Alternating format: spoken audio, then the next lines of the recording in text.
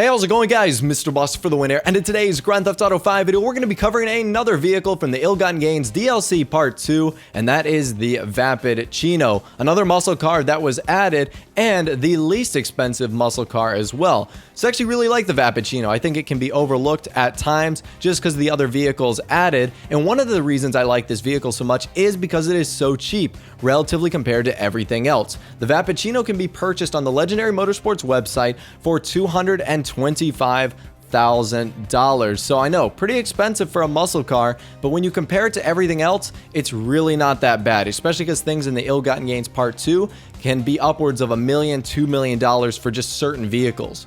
So another thing I love about the Vapid Chino is its customization. This car really does remind me of the Grove Street families and the gangs in Grand Theft Auto 5, like the Ballers and the Vagas. It really reminds me of those cars, but has more of a muscly feel. Now, it has a bunch of different customization options that I really like. Like I said, you can do a wheelie bar, you can change the exhaust, you can add different fenders to the back wheels, or you could even do curb feelers if you want to. And also, like I predicted in a video earlier, you can actually make this car a convertible. You can change it to a stock roof, a custom roof, or you could have no roof. And you can also add the single intake bug catcher valve and the triple intake bug catcher valve if you want. I did some custom white wall lowrider wheels, and my product was done after I added a bright purple finish to it, resembling one of the gangs of Los Santos, that being the Ballas, and I really do think this car is a good look.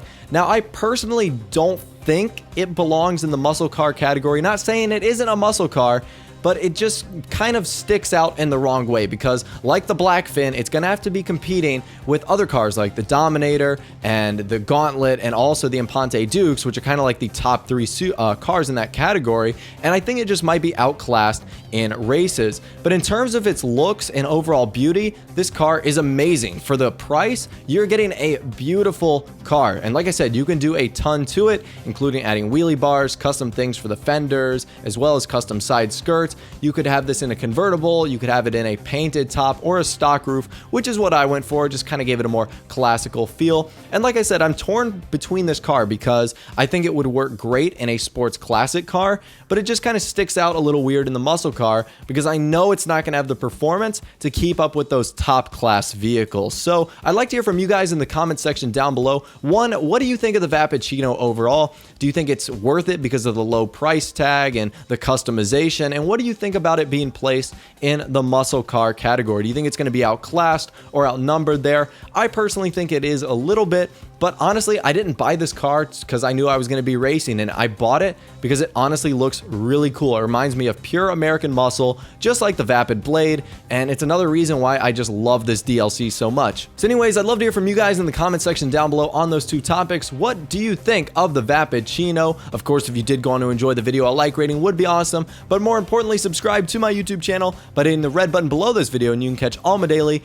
GTA 5 videos and all the Ill-Gotten Gains Part 2 content that I'm going to be doing on my channel. With that out of the way, guys, like I said, thanks for watching, take care, and I'll see you guys in the next video.